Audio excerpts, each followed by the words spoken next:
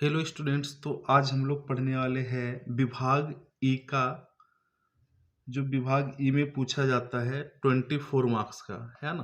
तो 24 मार्क्स में से जो हमारा पहला क्वेश्चंस है वो हम प्रवेश के ऊपर डिस्कस करने वाले हैं। तो आज का जो हमारा चैप्टर है साझेदार का प्रवेश। तो साझेदार के प्रवेश में हम लोग क्या करते हैं, आज हम क्वेश्चन नंबर 9 करने वाले हैं, ठीक है। तो सभी बच्चे मेरे साथ साथ पेज नंबर 208 निकालेंगे। तो सभी बच्चे को दिख रहा होगा पेज नंबर 208। तो देखो पेज नंबर 208 पे क्या दिया बच्चे कि क्वेश्चन नंबर 9 में लिखा है कि आस्था और आहना एक पीढ़ी के साझेदार है। तारीख 31/3/2017 के दिन उनकी पीढ़ी की पक्की तलपट निम्नलिखित थी। पक्की तलपट यहाँ पे दिया हुआ है। यहाँ पे लिखा है पूंजी खाता आस्था और आहना का दिया है 76,000, 48,400, यानी टोटल मिलाकर 1,24,400 है। कारीगर मुआवजा फंड, विनियोग वृद्धि कमी फंड, प्रोविडेंट फंड, डूबत्री अनामत, लेनदार, देनी हुंडी, ठीक है। संपत्ति लेना में क्या दिया है, ख्याति, जमीन, मकान, यंत्र, विनियोग, देनदार, स्टॉक, रोकड़, विज्ञापन, अभियान खर्च, लाभानी खाता। जब भी हम पक्की तलपट पढ़ेंगे बच्चे तो सबसे पहले ये ध्यान रखना है कि इसमें से कौन कौन से ऐसे अनामत है जो साझेदार के बीच हम क्या करते हैं, बांट देते हैं। पहला काम उसको सिलेक्ट करना है, ठीक है। तो पक्की तलपट में देखो पूंजी दायित्व में पहला तो है कि कारीगर मुआवजा फंड, इसको हम साझेदार के बीच क्या करते हैं, बांट देते हैं। तो इसको टिक कर देंगे। विनियोग वृद्धि कमी फंड, ये भी बांट देते हैं बच्चे। प्रोविडेंट फंड को हम कभी भी साझेदार के बीच नहीं बांटते, ठीक है। डूबत या नामत भी नहीं बांटते। फिर संपत्ति लेना में देखो ख्याति, ख्याति भी साझेदार के पूंजी खाते में हम क्या करते हैं, उधार तरफ बांट देते हैं, है ना। उसके बाद फिर यहाँ पे देखो विज्ञापन अभियान खर्च है, इसको बांट देंगे। और लास्ट में लाभ हानि खाता, इसे भी हम साझेदार के बीच क्या करेंगे, बांट देंगे, ठीक है। अब उसके बाद आते हैं हम लोग समायोजन के ऊपर, ठीक है। तो सभी बच्चे ध्यान देंगे क्योंकि समायोजन जो होते हैं बच्चे बहुत इंपॉर्टेंट होता है ना। तो सबसे पहले यहाँ लिखा है कि 1/4/2017 से उन्होंने सोनू को, अब नया साझेदार कौन है यहाँ पे, सोनू, नए साझेदार के रूप में प्रवेश दिया। सोनू पूंजी के रूप में 80,000 और अपने भाग की ख्याति 7200 रोकड़ में लाएगी। तो जब कभी भी ख्याति अगर रोकड़ में आता है बच्चे तो इसको हम बोलते हैं ख्याति के प्रीमियम खाते। क्या बोलते हैं इसको, ख्याति के प्रीमियम खाता। पता होगा सभी बच्चे को कि जब भी नया साझेदार ख्याति की रकम रोकड़ में लाए तो उसे क्या बोलते हैं, ख्याति के प्रीमियम खाता बोलते हैं, ठीक है। नया लाभ हानि का प्रमाण दिया 433। ख्याति का मूल्यांकन दिया है बच्चे 40,000 किया गया है। तो ये बहुत ही इंपॉर्टेंट बात है कि जब भी कोई भी क्वेश्चन में अगर ख्याति का मूल्यांकन दिया है तो हम लोग क्या करेंगे, सबसे पहले जो नया साझेदार है उसके भाग की ख्याति निकालेंगे। क्या करेंगे, जो नया साझेदार है उसके भाग की क्या निकालेंगे, ख्याति। नेक्स्ट है कारीगर मुआवजा का दावा 3200 मंजूर किया गया। विनियोग 19,200 आना लेके गई है। विनियोग पर ब्याज मिलनी बाकी 2400 लिखे नहीं है। लेनदारों ने लिखी देनी हुंडी 2000 स्वीकृत की है जो बही में नहीं लिखी है। जमीन मकान की बाजार कीमत बही कीमत उसकी बाजार कीमत की अपेक्षा 20% कम है। ये भी समायोजन बहुत इंपॉर्टेंट है। चुकाए बीमा प्रीमियम में 4800 आने वाले वर्ष को, तो इसको हम बोलते हैं अग्रिम चुकाया बीमा। क्या बोलेंगे बच्चे इसको, अग्रिम चुकाया बीमा, ठीक है। तो सबसे पहले प्रवेश बनाने से पहले सभी बच्चे फॉर्मेट बना लेंगे। सभी बच्चों को पता है कि प्रवेश के अंदर हम 4 प्रकार के फॉर्मेट बनाते थे। पहले फॉर्मेट का नाम है पुनः मूल्यांकन खाता, दूसरा हम बनाते थे साझेदार का पूंजी खाता, रोकड़ खाता, और उसके बाद नए साझेदार के प्रवेश के बाद का पक्की तलपट, ठीक है। तो सबसे पहले हम स्पष्टता करेंगे, शुरुआत हमेशा स्पष्टता से करेंगे बच्चे, ठीक है। तो स्पष्टता में क्या करना है, सबसे पहले हमें त्याग का अनुपात निकालना है। क्या निकालना है, त्याग का अनुपात, ठीक है। चलो तो अभी हम यहाँ पे देखते हैं क्वेश्चन नंबर 9। तो सभी बच्चे यहाँ पे फॉर्मेट बना लेंगे। क्वेश्चन नंबर 9 करने वाले हैं जो बहुत ही इंपॉर्टेंट है बच्चे। और एक क्वेश्चन आपको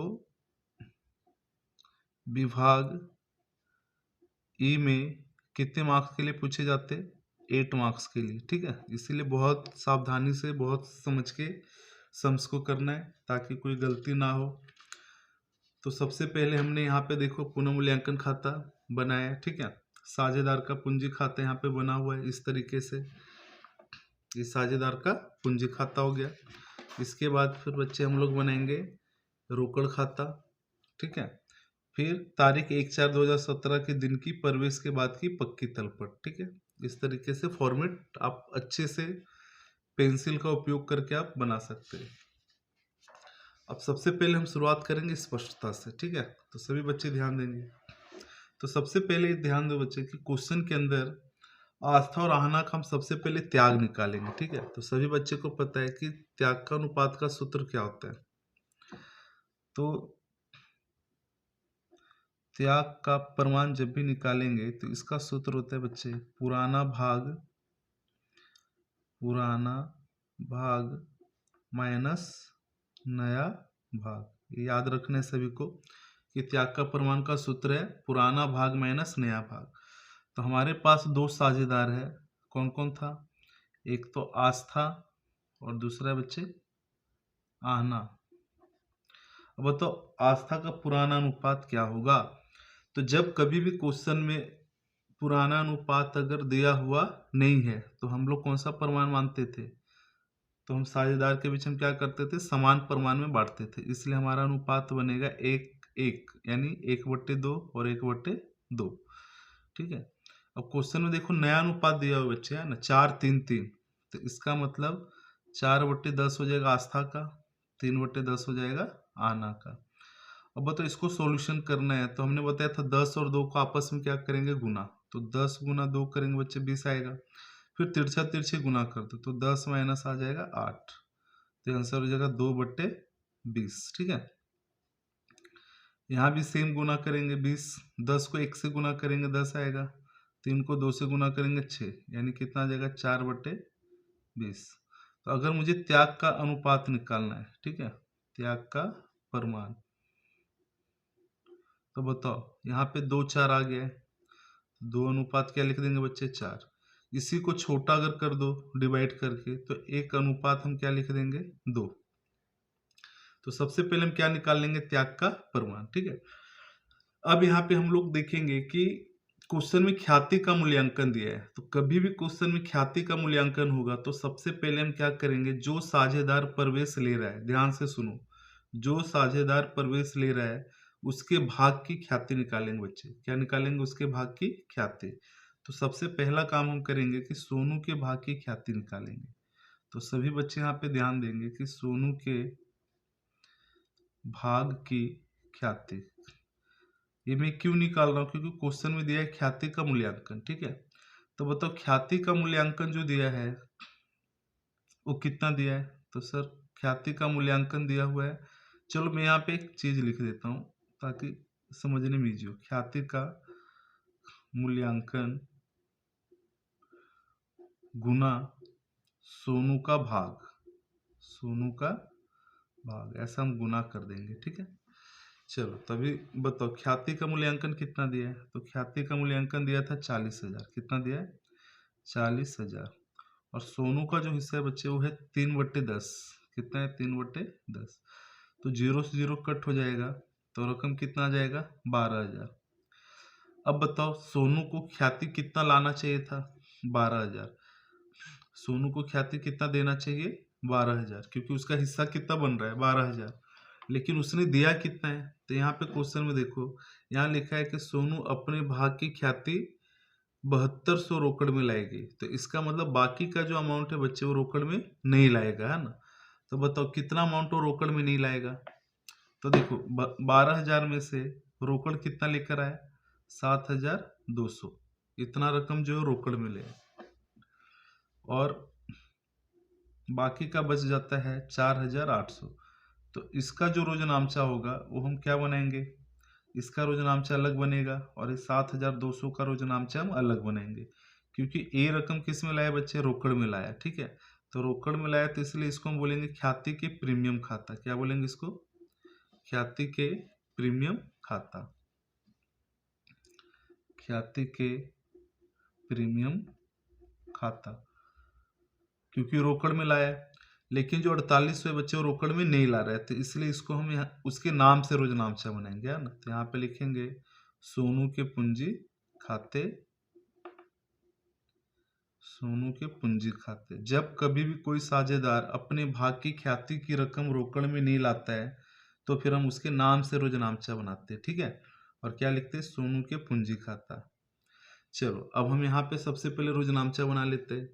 तो सबसे पहला रोज नामचा जो बनेगा बच्चे, क्या बनेगा, तो याद करो फर्स्ट रोज नामचा उसने क्या लेकर आया था, पूंजी और रोकड़।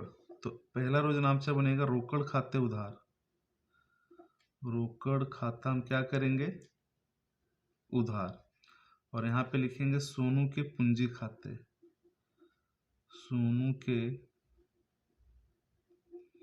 पूंजी खाते का, और ख्याति के प्रीमियम खाते का, ख्याति के प्रीमियम खाते का।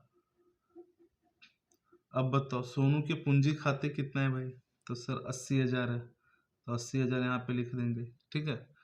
फिर यहाँ पे ख्याति का प्रीमियम है बच्चे 7,200, तो यानी टोटल आ जाएगा 87,200, ठीक है। अब इसके बाद सेकेंड एंट्री क्या बनाएंगे, तो सेकेंड एंट्री देखो बच्चे मैं यहाँ पे बना देता हूँ, है ना।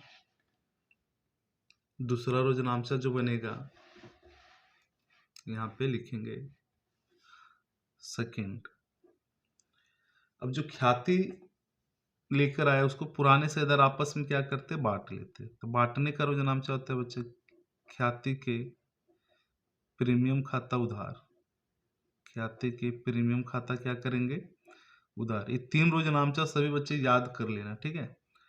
फिर यहाँ लिखेंगे आस्था के पूंजी खाते का, आस्था के पूंजी खाते का।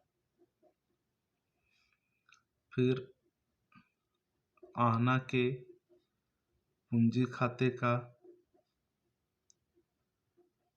ठीक है। अब कितना था, रोकड़ ख्याति कितना लाया था, 7,200।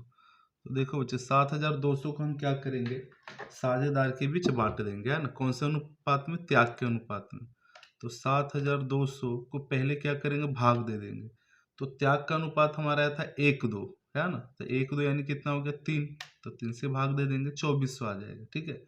तो जिसका अनुपात 1 है उसको हम 2400 दे देंगे। तो आस्था को मिल जाएगा 2400, ठीक है।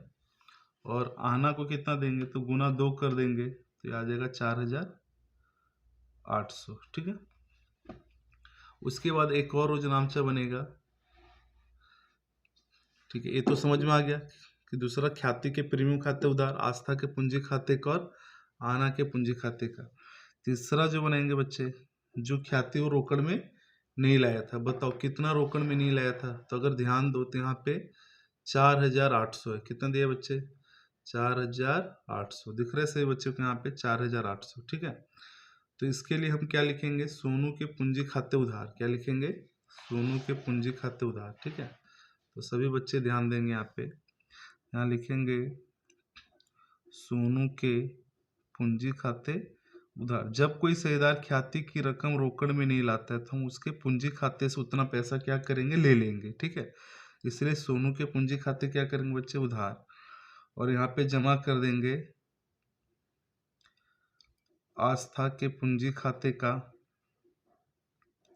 आस्था के पूंजी खाते का, और आहना के पूंजी खाते का, आहना के पूंजी खाते का। चलो तो इतनी सी बात समझ में आया। तो कितना आ जाएगा, तो सर आ जाएगा 4,800। अब इसको भी त्याग के अनुपात में बांट देंगे। तो 4,800 को जब बांटेंगे बच्चे तो क्या करेंगे, 4,800 को पहले डिवाइड कर देंगे 3 से, क्योंकि त्याग का अनुपात प्लस करने पे कितना आ रहा है, 3। तो ये आ जाएगा 1,600। तो यहाँ पे लिखेंगे 1,600 और यहाँ पे आ जाएगा 3,200, ठीक है। तो पहला स्टेप हमारा कंप्लीट हो गया, ठीक है। चलो अब हम लोग आते हैं फॉर्मेट के अंदर। तो देखो फॉर्मेट के अंदर हमने बताया था कि सबसे पहले क्या करेंगे, 3 चीजों का लेखा पहले करना है, पूंजी, रोकड़ और अनामत, ठीक है। तो चलो सबसे पहले हम पूंजी लिखेंगे बच्चे, है ना। तो पूंजी कहाँ पे लिखते थे, तो पूंजी खाते में जमा तरफ, ठीक है। क्या बोल के लिखेंगे, शेष आगे लाए, ठीक है। पूंजी जब भी लिखेंगे तो शेष आगे लाए। तो देखो आस्था का पूंजी दिया है 76,000, तो यहाँ पे लिख देंगे 76,000, ठीक है। और यहाँ पे 48,400, ठीक है। ओके, अब इसके बाद रोकड़ लिखेंगे। रोकड़ कहाँ पे लिखते हैं बच्चे, तो रोकड़ खाते में हम उधार तरफ लिखेंगे, ठीक है। तो क्वेश्चन में कभी भी रोकड़ या बैंक दिया ही होगा तो देख लेना। तो यहाँ पे लिखेंगे शेष आगे लाए। एक बार इसको याद कर लो, ये सारे क्वेश्चन में सेम काम करना है, ठीक है। शेष आगे लाए, तो बताओ शेष आगे लाए रोकड़ कितना दिया है, तो सर रोकड़ दिया है 16,000, तो यहाँ पे लिख देंगे 16,000, ठीक है। ओके, अब इसके बाद जितनी भी अनामत होगा बच्चे उसको बांट देंगे, ठीक है। तो यहाँ पे ध्यान देंगे कि अनामत कौन कौन से है और कहाँ कहाँ बांटना है। तो अगर हमने टेक्स्ट बुक में अगर ध्यान दो बच्चे, तो मैंने वहाँ पे बताया था आपको कि अनामत कौन कौन सा है और कहाँ कहाँ बांटना है, ठीक है। चलो तो वापस हम देख लेते हैं। जो भी अनामत होगा बच्चे इसको हमेशा पुराने अनुपात में बांटते हैं। कौन से अनुपात में, पुराना। और यहाँ पे आस्था और आहना का कोई पुराना अनुपात नहीं दिया है, तो हम फिलहाल उसको क्या मान लेंगे, एक एक समान परिमाण में बांटेंगे, ठीक है। ये नियम होता है। अब बताओ कारीगर मुआवजा फंड है, तो कभी भी हम कारीगर मुआवजा फंड बांटेंगे तो थोड़ा सा ये ध्यान रखना है कि समायोजन में इसके इसके रिगार्डिंग कुछ दिया है क्या। मतलब कारीगर मुआवजा फंड जब भी हम बांटेंगे तो उससे पहले देख लेंगे कि समायोजन में इससे रिलेटेड कोई एंट्री दिया हुआ है क्या। तो कारीगर मुआवजा फंड देखो यहाँ पे 4,800 है, कितने बचे 4,800। अगर तो आप देखो यहाँ पे तो कारीगर मुआवजा का दावा 3200 मंजूर किया है ना, समायोजन नंबर 4। अगर 4 पढ़ेंगे तो यहाँ लिखा है कारीगर मुआवजा का दावा 3200 मंजूर हुआ है। इसका मतलब होता है बच्चे कि अगर कोई कारीगर का अचानक से कोई एक्सीडेंट हो जाए, ठीक है, अचानक से कोई दुर्घटना घट जाए, तो उसके लिए कंपनी क्या करती है, उसने कितने पैसे देने का दावा मंजूर किया, 3200। मतलब कंपनी 3200 देगी, है ना, किसको, कारीगर को। तो बताओ हमारे पास जो कारीगर मुआवजा फंड 4800 है, उसमें से 3200 क्या कर देंगे, माइनस कर देंगे, ठीक है। क्योंकि 4800 में से हमें किसको देना है, कारीगर मुआवजा का दावा 3200 देना है, ठीक है। तो सबसे पहले हम यहाँ पे लिखेंगे कारीगर मुआवजा का दावा, है ना, कितना दिया हुआ है, 3200। तो देखो पहले तो 3200 की एंट्री हम करते फिर बांट देंगे। तो 3200 की एंट्री बच्चे यहाँ पे, चलो पहले हम यहाँ पे बांट ही देते। यहाँ पे लिखेंगे कारीगर, तो हमारे पास विनियोग 19,200 में कौन लेके जा रही है, आहना। तो यहाँ पे पहले तो आहना के पूंजी खाते में क्या करेंगे बच्चे, उधार करेंगे। जब कोई साझेदार कोई संपत्ति ले जाए तो उसको हम कहाँ लिखते हैं, साझेदार के पूंजी खाते में उधार तरफ लिखेंगे, ठीक है। तो इसको अच्छे से आप याद रखेंगे, ठीक है। तो यहाँ पे लिखेंगे विनियोग, विनियोग। तो विनियोग खाता कितना हो जाएगा कौन लिखे जा रहे हैं बच्चे, तो विनियोग लिखे जा रहा है आहना, है ना। तो देखो आहना के पूंजी खाते में हम लिख देंगे 19,200, यहाँ पे 19,200, ठीक है। अब बताओ विनियोग था कितने का, तो सर विनियोग तो था 20,000 का, लेके कितने में गई, 19,200 में से। तो बताओ बच्चे कितने का नुकसान हुआ, 800 का। अब हमारे पास विनियोग वृद्धि कमी फंड में कितने पैसे दिए, 1,600, ठीक है। तो 1,600 में से हम क्या करेंगे, 800 को माइनस कर देंगे जो नुकसान हुआ है, तो बच्चा भी कितना, 800। अब इस 800 को साझेदार के बीच क्या करेंगे, बांट देंगे। तो यहाँ पे लिखेंगे विनियोग, विनियोग वृद्धि कमी फंड, विनियोग वृद्धि कमी फंड, ठीक है। कितना कितना बांटेंगे, तो सर 400 और 400 हम बांट देंगे, ठीक है। चलो ओके, नेक्स्ट समायोजन है, नेक्स्ट अनामत है। अब देखो पूंजी दायित्व में तो 2 था, हमने 2 का सॉल्यूशन कर दिया। अब संपत्ति लेना बच्चे ख्याति है, तो ख्याति को साझेदार के पूंजी खाते में किधर बांटेंगे, उधार तरफ। तो यहाँ पे लिख देंगे ख्याति, ठीक है। ख्याति 8400 है, तो 4,200 आ जाएगा, 4,200। जब भी अनामत होगा उसको हम साझेदार के बीच, पुराने साझेदार के बीच बांटे, ना नए को कुछ नहीं देंगे। इसके बाद विज्ञापन अभियान खर्च, तो यहाँ पे लिख देंगे बच्चे विज्ञापन अभियान खर्च, ठीक है, वो दिया 3200, तो उसको बांटेंगे तो 1600 और 1600 आ जाएगा। उसके बाद है लाभ हानि खाता, तो लाभ हानि खाते को भी हम बांट देंगे, लाभ हानि खाता, तो इसको बांटने से कितना आएगा बच्चे, 2000 और 2000, ठीक है। चलो तभी हो गया समायोजन। तो अभी हमने सबसे पहले पूंजी लिखा, रोकड़ लिखा, फिर अनामत को सबको बांट दिया, ठीक है। अब इसके बाद फिर हम क्या करेंगे, स्पष्टता जो हमने किया था पीछे बच्चे, है ना, उसका खतौनी करेंगे, ठीक है। ये जो स्पष्टता हमने किया था ना, रोकड़ खाते उधार सोनू के, पूंजी खाते ख्याति के, इसका खतौनी करेंगे, है ना। अब रोकड़ खाते उधार बोला था, हमें उधार तरफ जाके इसकी खतौनी कर देना है, ठीक है। तो रोकड़ खाता यहाँ पे है, यहाँ पे लिखेंगे, यहाँ पे लिख देंगे। बताओ क्या था रोकड़ खाते उधार, तो उसमें विवरण में क्या लिखेंगे, सोनू के पूंजी खाते, और विवरण में क्या लिखेंगे बच्चे, सोनू के पूंजी खाते और ख्याति के प्रीमियम खाते, ठीक है। ये नियम होता है, ठीक है। तो यहाँ पे लिख देंगे सोनू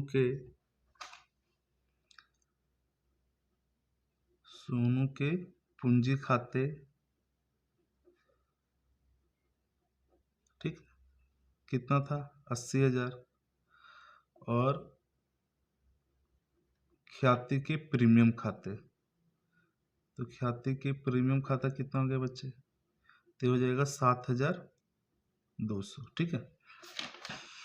चलो तभी रोकड़ खाते की खतौनी हो गई इसकी। चलो अभी सोनू के पूंजी खाते 80,000 जमा है, तो पूंजी खाते में हम जाएंगे और जमा तरफ लिखेंगे, ठीक। सोनू के पूंजी खाते यहाँ पे कितना है 80,000, तो यहाँ पे लिख दो बच्चे 80,000, ठीक है। और विवरण में क्या लिखेंगे, रोकड़ खाते, क्या लिखेंगे, रोकड़ खाता, ठीक है। अब उसके बाद है ख्याति के प्रीमियम खाते, यहाँ पे देखो जमा है ना, ठीक है। और यहाँ पे अगर ध्यान दो बच्चे, तो यहाँ पे ख्याति के प्रीमियम 7,200 क्या है, उधार है। तो जब कभी भी जमा और उधार होता है तो इसकी कोई खतौनी करना नहीं है, ठीक है। अब बच गए आस्था के पूंजी खाते और आहना के पूंजी खाते जमा, तो जमा में लिखेंगे 2400 और 4800, ठीक है। पूंजी खाते में तो यहाँ पे लिख देंगे 2400 और 4800, ठीक है। और विवरण में क्या लिखेंगे, ख्याति के प्रीमियम, ख्याति के प्रीमियम खाता, ठीक है। उसके बाद एक लास्ट है सोनू के पूंजी खाते उधार, ठीक है। 4,800 जो रोकड़ ख्याति में नहीं लाया था उसकी प्रविष्टि कर रहे, तो सोनू के पूंजी खाते उधार 4800 करना है। लेकिन विवरण में क्या लिखेंगे बच्चे, आस्था और आहना के पूंजी खाते का, तो पहले सोनू के पूंजी खाते उधार तरफ चले जाएंगे और वहां पे लिखेंगे 1600 और 3200। तो यहाँ पे देखो सोनू के पूंजी खाते उधार है ना, तो यहाँ पे लिख देंगे 1600 और यहाँ पे लिख देंगे बच्चे 3200।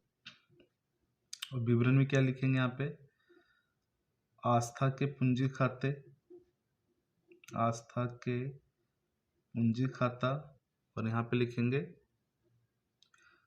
आहना के पूंजी खाते, ठीक है। चलो उसके बाद अब यहाँ पे लिखा है आस्था और आहना के पूंजी खाते जमा, ठीक है। तो ये दोनों को पूंजी खाते में जमा तरफ लिख देंगे। और विवरण में क्या लिखेंगे, सोनू के पूंजी खाते, ठीक है। इसको बोलते हैं खतौनी करना।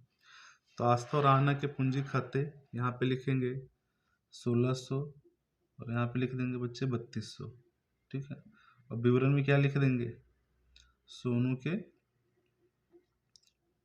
के पूंजी खाते।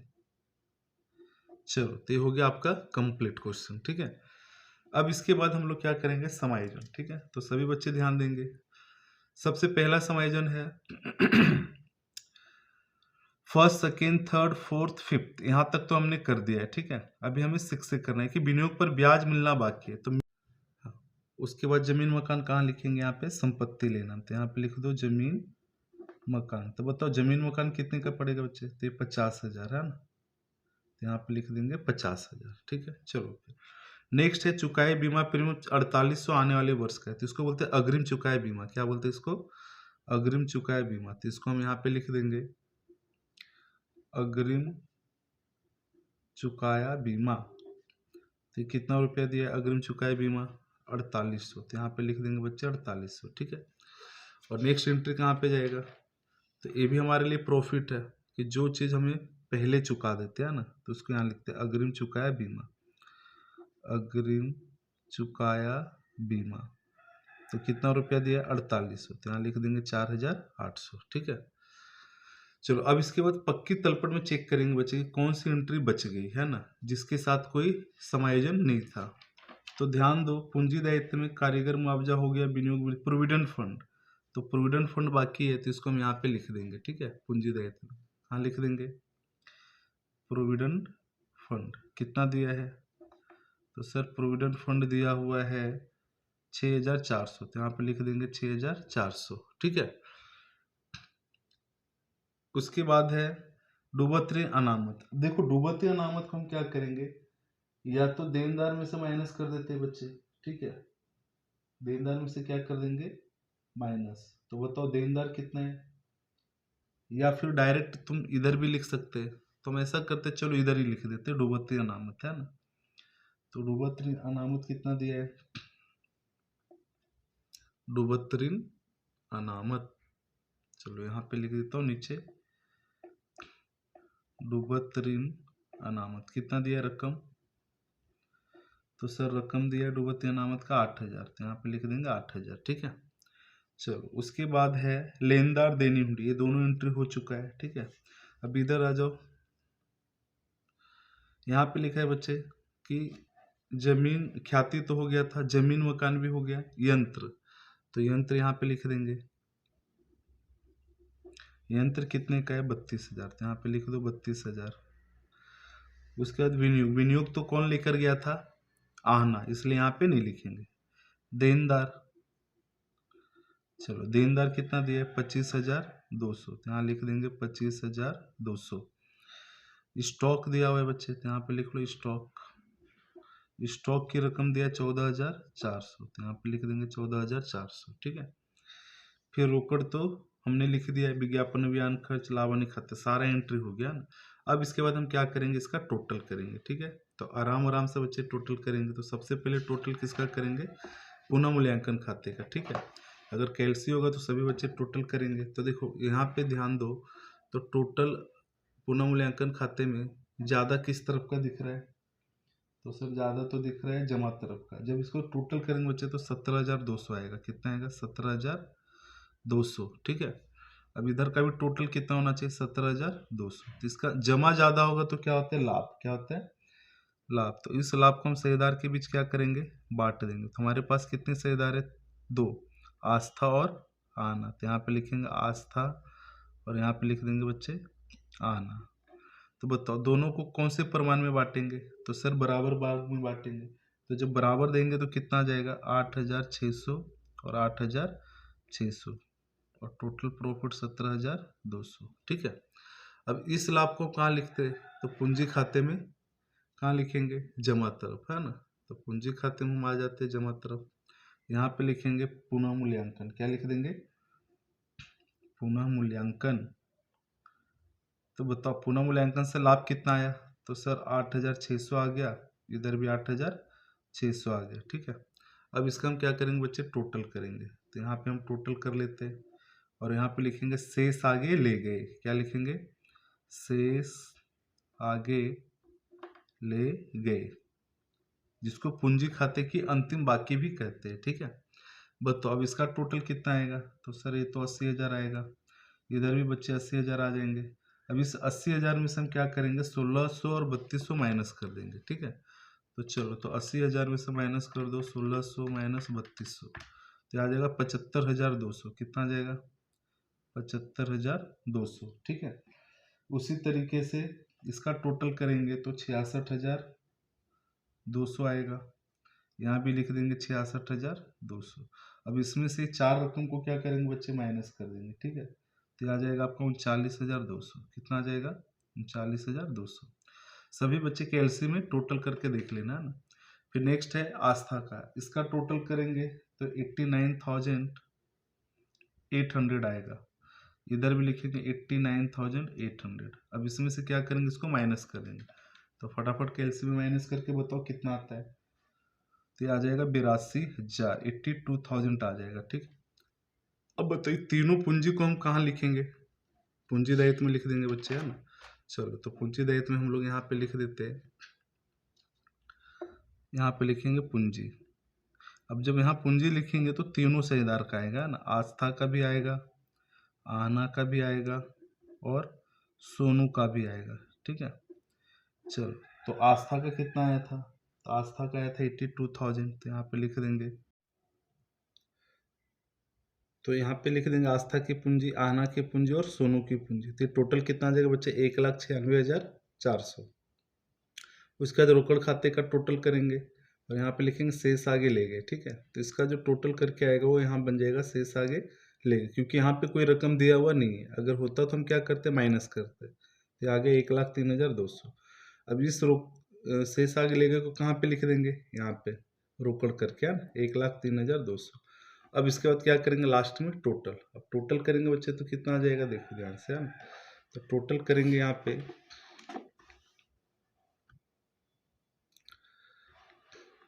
तो यहाँ पे पक्की तलपट का टोटल, है ना, तो टोटल आ जाएगा 2,30,000